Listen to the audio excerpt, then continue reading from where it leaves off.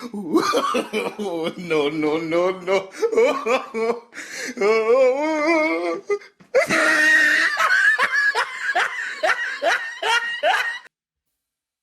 So, hello. As you may have noticed, Russia has been invaded by Russians. I mean, for the better part of the year, there have always been reports about saboteur groups running around in the western parts of Russia, proclaiming themselves to be instruments of liberation against Putin, but it seems this is somewhat different in the sense that they have seemed to actually hold territory this time.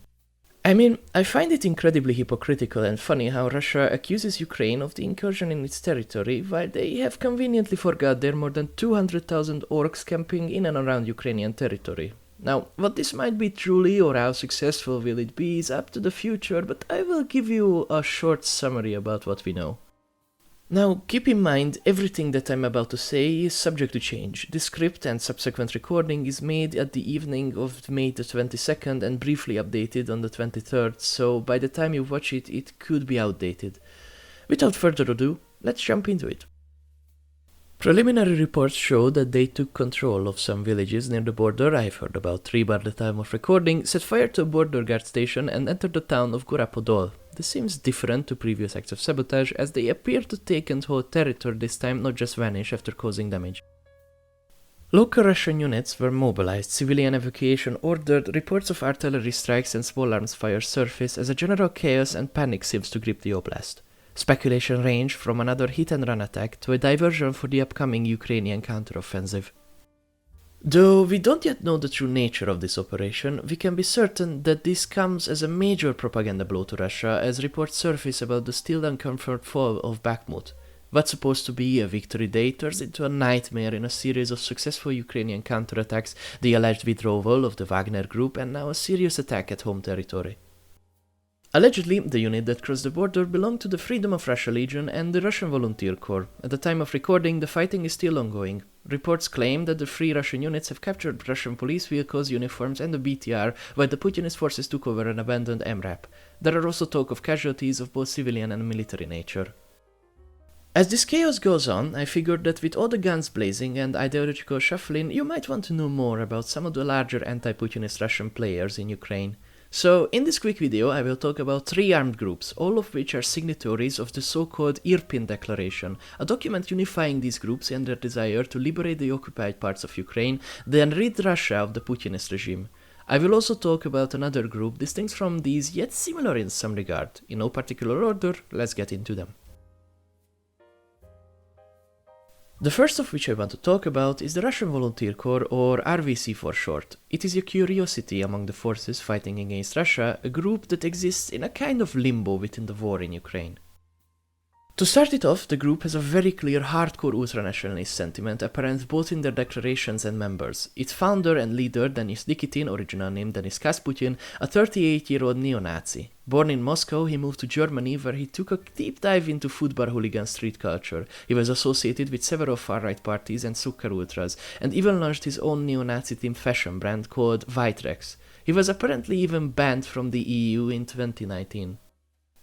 This very unpleasant gentleman created the Russian Volunteer Corps around the second half of 2022 from ethnic Russians, among them ex-Azov battalion members. The size of the group is unknown, probably numbering in the hundreds. They are Russian ethno-nationalists and emigres fighting for Ukraine against Putin. Though they claim to be part of the armed forces of Ukraine, Ukraine never actually confirmed this, even denying involvement sometimes. They are probably supported though, as apparent in their cross-border raids. Nikitin himself said that he disliked Zelensky for both his Jewish heritage and for his promotion of what he calls the quote worst liberal values, and though there are some dialogue between the RVC and other anti-Putinist Russian forces, so far he mostly rejected close cooperation on the grounds of ideological differences. They are a clear example of the messy and complex political situation around Ukraine. I mean, they look like a bunch of Vlasov LARPers, even some symbols associated with the group indicates that. For those who don't know, Andrei Vlasov was a Soviet general who defected to the Nazis in World War II and then led a ragtag group of Russian volunteers against the Soviets until they were defeated and Vlasov executed. Their biggest claim to fame was a few incursions into Bryansk Oblast between March and April of 2023 when they engaged in hit-and-run attacks, sabotage operations and partisan warfare against the Russian military, proclaimed that their intent on toppling the tyrannical Putinist regime, called for Russians to rise, then swiftly dispersed around the countryside, most likely retreating back through the border. In response, Russia launched several rocket and missile barrages against Ukrainian cities. It is important to mention that Ukraine denies involvement, and it is generally claimed that they operate in a grey area. Probably the only reason Ukraine tolerates them and vice versa is because of the war. A more conventional military unit within the bunch, the Freedom of Russia Legion, is a force that is officially part of the Armed Forces of Ukraine as an international legion. Originally formed by a company-sized element of the Russian army that defected to Ukraine with the help of the SBU in late February of 2022, they have been fighting on the Ukrainian side since the start of the invasion. They have undergone training in the Ukrainian style of warfare with Western equipment. These soldiers have participated in the battles of the East, including the Kharkiv offensive and the Battle of Bakhmut. The unit consists of around a battalion-sized element of Russian volunteers and defectors who are experienced in combat and consists of mostly regular soldiers, though they also suffered heavy casualties in the fights around the Donbas region, resulting in them being called back for refit at the mid to late summer.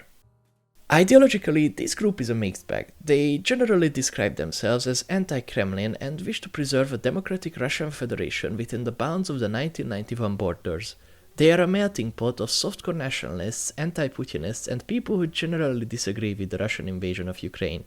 They use a white, blue, white Russian flag, a symbol of opposition to the Russian imperialist war machine and Putin. Russian propaganda claim that they are a Ukrainian PR stunt and don't actually exist. However, people in Russia have been arrested for association with the group, and Russia threatens with lengthy prison sentences for any defections. Also, it would be quite difficult for non-existent soldiers to shoot at them, but oh well, as we all know, Russians have quite a problem with non-existent storms and smoking mobics in ammo depots. The last one of the Irpin Declaration bunch is none other than the underground IRA LARPers who became an international sensation for claiming responsibility for the car bombings of the Russian nationalist ideologue Alexander Dugin, which killed his journalist daughter Daria Dugina. The National Republican Army, or NRA for short, is an elusive group. There are no real information about its size, who is part of it, or how capable it is. Some even suggested that the organization doesn't actually exist and that it's an SBU psyop. Former Russian Duma member, that is the Russian parliament, where he was kicked out from for not being Putinist enough, Ilya Ponomarev claims to be in contact with the group, and he sorta acted like its unofficial mouthpiece, though this is kind of unconfirmed. Anyway, for this, the Russian Action Committee, a Russian opposition and exile group formed in Vilnius after the invasion, banned him from their meetings, citing that Daria Dugina was a civilian. Several arson attacks against recruitment offices and sabotage against railway in the territory of the Russian Federation were claimed by and associated to the group. The issue is, the deeper I dug into the NRA, the deeper the rabbit hole gone. There are claims of attacks, but little in terms of evidence. As far as I know, they could be truly anything, from a large and sophisticated insurgency to just two SBU agents in a dark room with internet connection who take credit for the works of others. Regardless, they claim responsibility for at least two high-profile bombing assassinations. The other one being the St. Petersburg cafe bombing, where Russian military blogger Maxim Yuryevich Formin, better known as Vladlen Tatarsky, was killed by a bomb disguised as a birthday present. They also used the anti-Putinist Russian white-blue-white flag and claimed to support a free and democratic Russia. So, now we had our far-right militia, who is begrudgingly tolerated by the others because of the dire situation, a regular army unit made up of soldiers and defectors who prefer the other side and want a new, non-Putinist Russia, and a secretive underground partisan group that may or may not even exist. Colorful, isn't it? I will also link some stuff in the description for those who want to descend down further on this rabbit hole of a topic. So, why does Ukraine use this unit specifically in the race to Russia? Well, it is simple. If Russian citizens take up arms against Russia, it provides Ukraine with a plausible deniability in their armed incursions and counter the Russian propaganda narrative that all Russians are on their side. Because of that, these units are specifically useful to sow chaos in Russia, while Ukraine largely stays inside their borders, keeping the Russian army units constantly on their toes in the border region and never allowing them to relocate. Before I wrap it up, I wanted to mention another group too, an infamous unit made up of Russians who are especially despised by the Kremlin.